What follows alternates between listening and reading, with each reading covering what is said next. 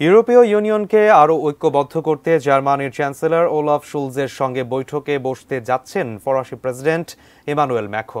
আগামী ২৬ থেকে ২৭ মে এই সফর করবেন তিনি। ধারণা করা হচ্ছে দুই নেতার মধ্যে মতপার্থক্য থাকা সত্ত্বেও ফ্রাঙ্কো জার্মান সম্পর্ক দৃঢ় থাকবে।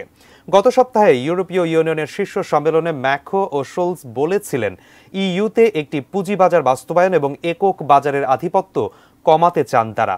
মে মাসের শেষের দিকে বার্লিনের উত্তরে মেসেবার্গে একটি মন্ত্রী পর্যায়ের বৈঠকের পরিকল্পনা করা হয়েছে।